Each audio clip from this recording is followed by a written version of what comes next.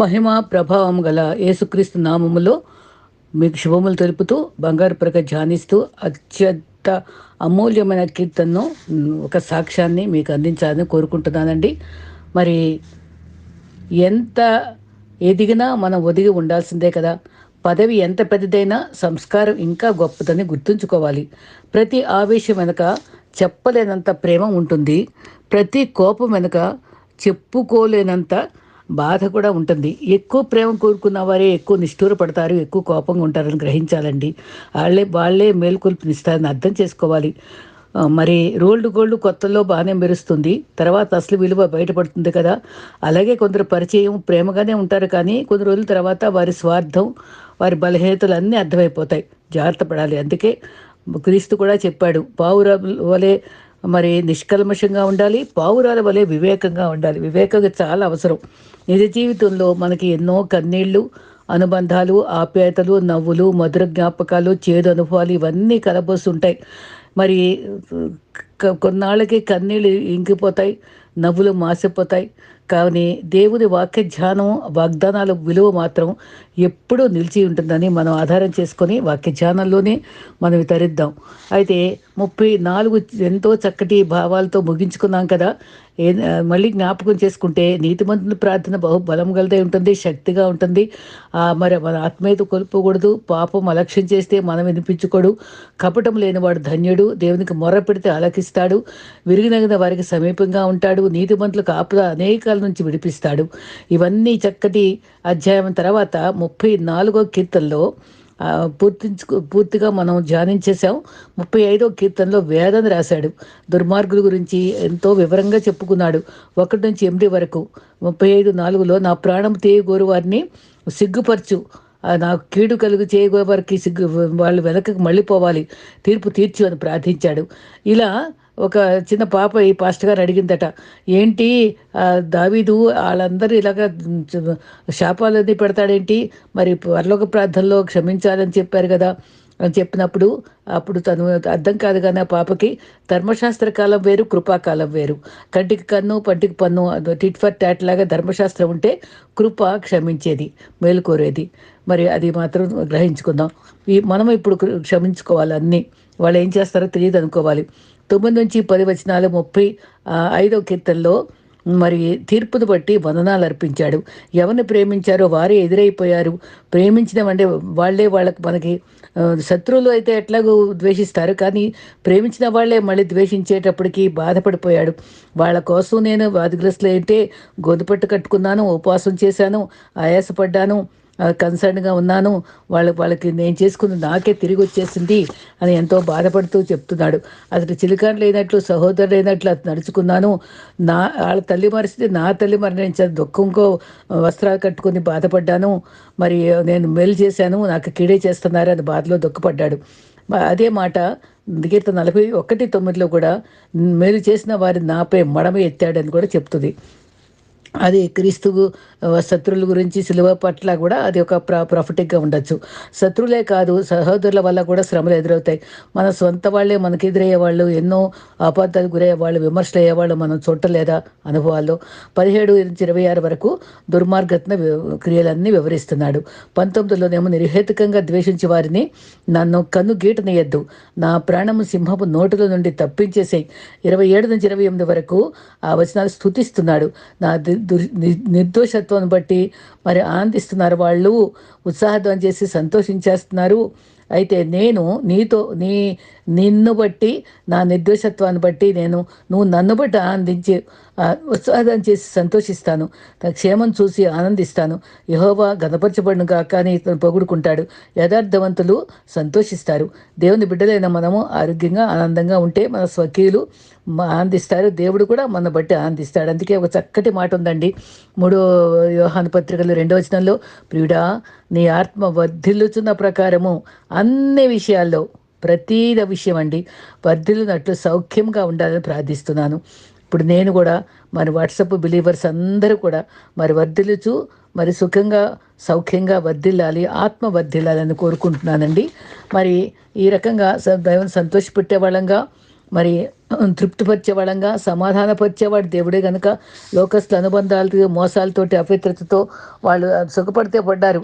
దేవుని ఆత్మలో నింపబడిన మనం మాత్రం ఎంతో పవిత్ర కాపాడుకుంటూ సంతోషంగా ఆనందంగా యేసులో జీవించడానికి మనం సిద్ధపడదాం.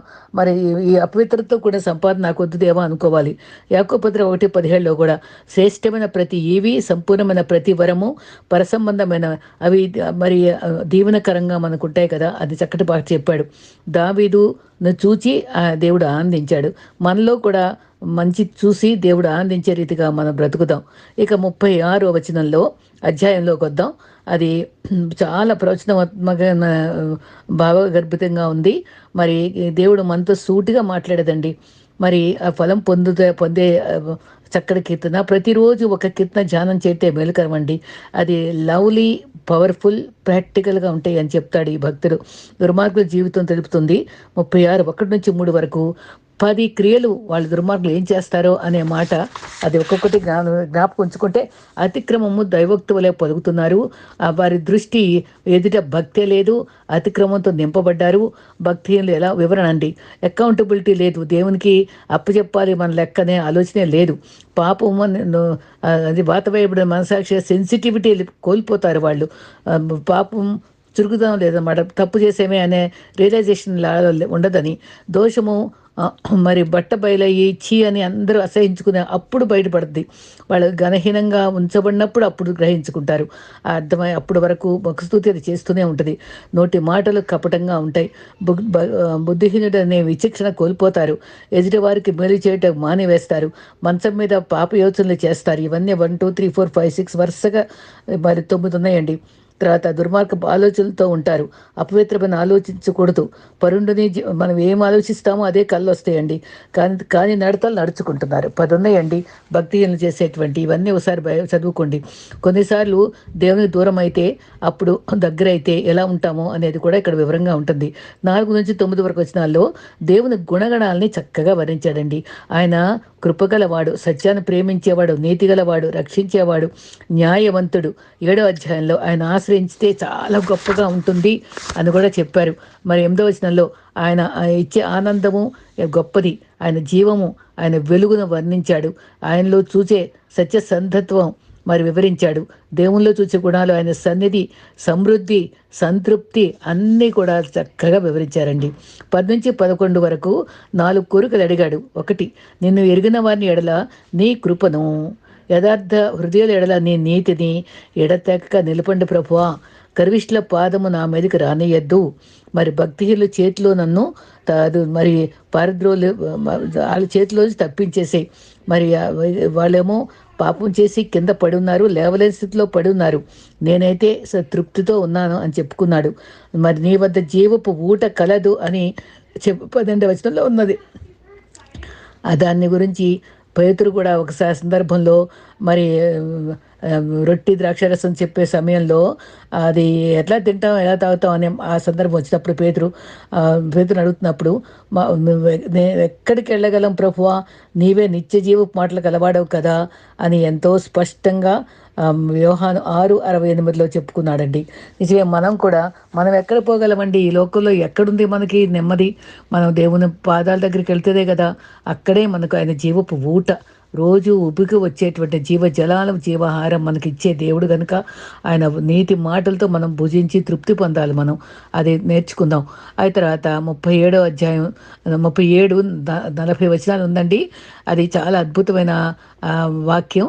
అది ఇప్పుడు నేను చాలా వరకు ఈ ధ్యానాలు రాజమండ్రి దగ్గర ఉండేటువంటి పాస్టర్ మరి జోసెఫ్ ఎడ్వర్డ్ గారు అని కొడితే మనకి ఆయన అన్నీ వస్తాయండి. ప్రతి ఆది కణ నుంచి ప్రతి మాట, ప్రతి అధ్యాయం చెప్పుకుంటూ వస్తున్నారండి. ఆయన చాలా అద్భుతమైన సందేశాలు. ఆయన చాలా జ్ఞాని, చాలా చదువుకున్నాడు, మరి ఎంతో ధనవంతుడు. ఆయన దేవుని సేవ కొరకు అర్పించుకున్నాడు. తన సాక్ష్యాన్ని ఈ వాక్యం ఎలా నెరవేర్చింది 37 అని చక్కగా వివరించారు. ఆయన క్లుప్తంగా వివరించి నెక్స్ట్ డే నేను 37 అధ్యాయం ముగింపు ముగిస్తూ తర్వాత 3 అధ్యాయాలు చెప్పడానికి ఇష్టపడతానండి. ఆయన సాక్ష్యాన్ని ఈ కొద్ది విషయాల్ని చెప్పి ముగిస్తాను. అయితే భక్తులపై ఆనుకొని విధేయత కలిగితే ఎంతగా పడతారో ఆయన అనుభవం చెప్పారు. అయితే ఈ అనుభవం మాత్రం రక్షణానుభవం. మరి అద్భుతాలు చేయగల శక్తి ఆయన దేవుని యొక్క మరి అద్భుతాలైతే అవి చూసి స్వస్థతలు చూసి రక్షణ తాత్కాలికమండి. వాక్యము ద్వారా వాక్యాన్ని గ్రహించుకుని దాన్ని శక్తిని ఆశ్రయించి రక్షణ పొందితే అది స్థిరమైనది. Miracles based salvation is not అంటే స్టేగా ఉండదండి. దాని వర్డ్ బేస్డ్ సాల్వేషన్ కావాలి మనకి. వాక్యం ద్వారా ఇదిగో ఈ వాక్యం ప్రభు నాతో మాట్లాడాడు, ఈ వాక్యం నేను కన్విన్స్ అయ్యాను, రక్షణ పొందాలని చెప్పగలగాలి మనం. రక్షణ స్థిరత కావాలి, అష్యూరెన్స్ కావాలి. అదే 1 నుంచి 11 వరకు 10 దీవెనలు ఉన్నాయి. 12 నుంచి 17 వరకు దుర్మార్గులు విత్తేదేదో కోస్తారని చెప్పారు. 16 నుంచి 22 వరకు నీతిమంతుల దుర్మార్గత వ్యత్యాసము వివరించాడు. 23 నుంచి 26 వరకు యథార్థవంతులకు ఇచ్చే గొప్ప ఆశీర్వాదాలు ఉన్నాయి. 27 నుంచి 40 వరకు నీతిమంతుల దీవెన, దుర్మార్గులకు తీర్పు వివరంగా ఉంది. ఇదంతా క్లుప్తంగా నేను అంతా వివరిస్తూ దానిలో ఈయన సాక్ష్యాన్ని నేను చెప్పి ముగిస్తాను. అయితే ఒకరి జీవితం మరి ఎన్నో రకాల అనుభవాల ద్వారా మిళితమై ఉంటుంది కదా. అది దేవునికి విరోధంగా నడిచిన జీవితాలు ఉంటాయి. అందరూ పరిశుద్ధులకు కాదు కదా. క్రీస్తు బలియాగంగా ఉచితంగా ఇచ్చిన అటువంటి నీతిమంతులుగా తీర్చే కృప ద్వారా రక్షించబడుతున్నాం కాబట్టి దాన్ని బట్టి మనం ఆయన రక్తంలో కడగబడిన బంధువులుగా ఏ కులస్తులైనా మనం ఒక దగ్గర చేరి ఆరాధించగలుగుతున్నాం, సాక్ష్యం పంచుకుంటున్నాం. ఈ జోసెఫ్ గారు మరి డిగ్రీలో చదువుకునే రోజుల్లో చాలా వ్యతిరేకంగా ప్రవర్తించేవాడట. తల్లిదండ్రులు చాలా భక్తి గలవారు, చాలా ఆసక్తిగా ఆయనకి చక్కటి వాక్యాన్ని నేర్పించారని ఒక సందర్భంలో జుడ్డతేన ధారల కంటే అమృతమైన వాక్యం మా నాన్న పరిచయం చేశాడని గర్వంగా చెప్పుకోగలిగాడు. మనం పిల్లలకి అటువంటి జ్ఞాపకాలను ఇవ్వాలండి. అయితే గొడవ తెచ్చేవారిగా ఉండేవాడట. తను ఏ రకంగా బలహీనతలో ఉన్న మరి జీవితానికి సాత్వికమైన జీవితం మరి ఉండకుండా ఆయన సిగరెట్టు, మందు, మగువ ఇవన్నీ యవ్వన కాలంలో పాడు చేస్తే నాకు ఇవేమీ లేవు, ఎప్పుడు మా నాన్నగారి అమ్మగారి భక్తితో నేను పెరిగాను, క్రమంగా చర్చికి వెళ్ళాను, సండే స్కూల్ ఉన్నది, యూత్ బిటిస్కి వెళ్ళాను, అన్నీ చేశాను అన్నాడు.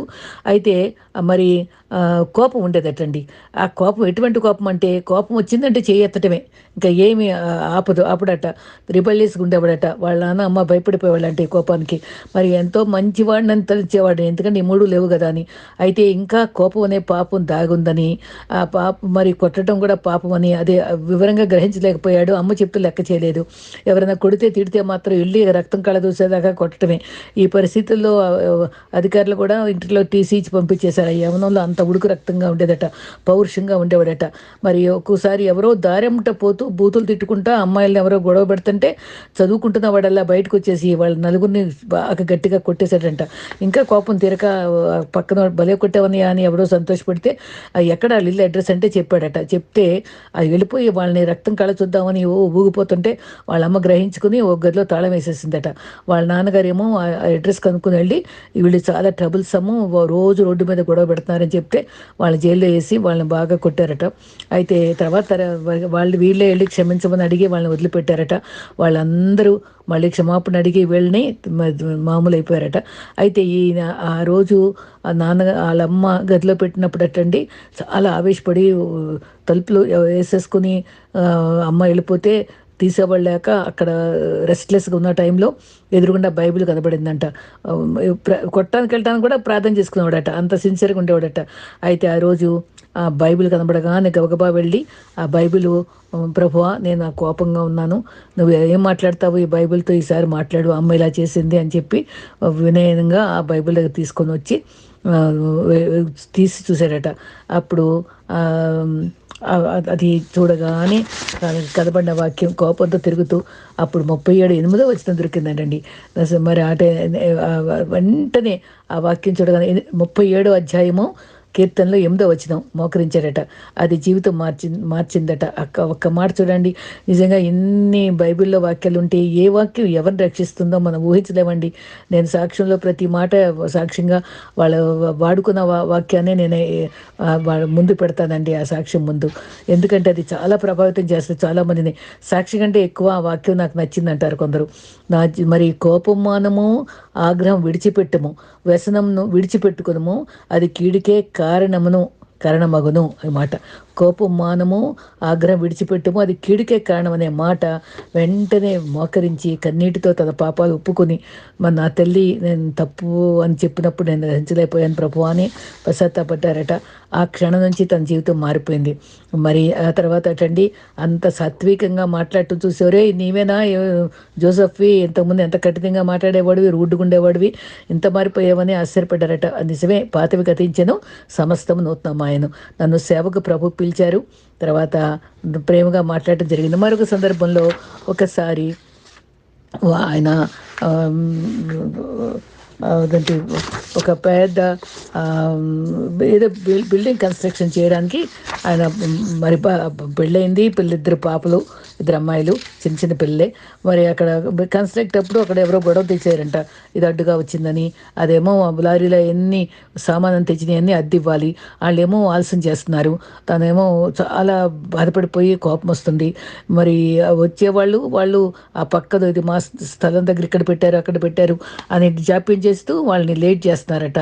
అద్దె కూడా రోజు అయిపోతుందట.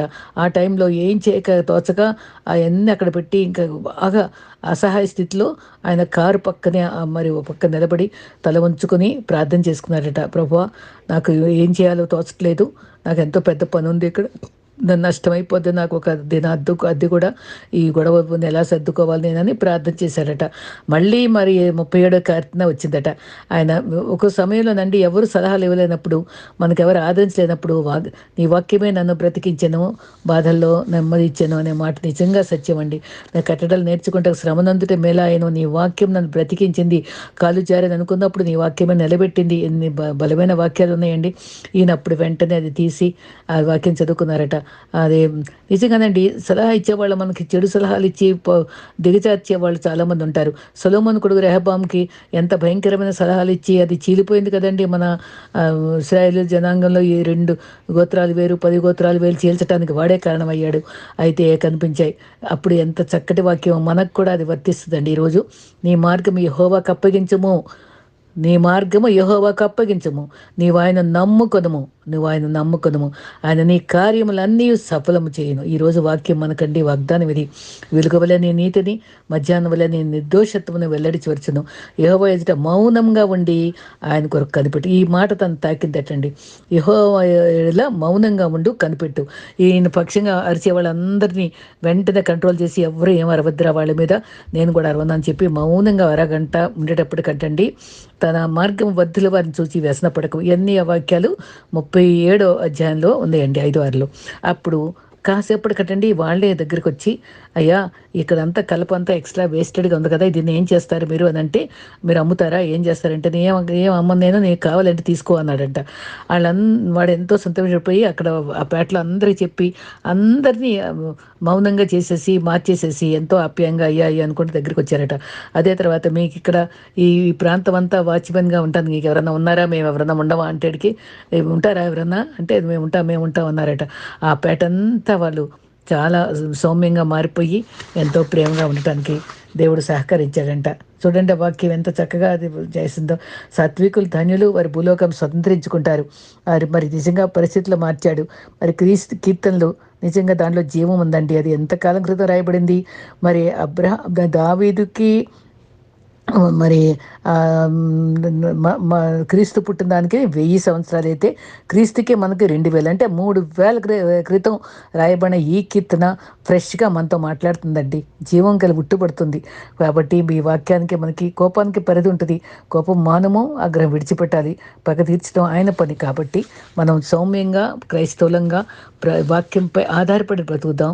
ప్రభు మనందరికీ అటువంటి గొప్ప ధన్యత ఇచ్చి వాక్యం వాడుకునేటువంటి విజ్ఞానం ఇచ్చి నడిపించుగాక. ఆమెన్.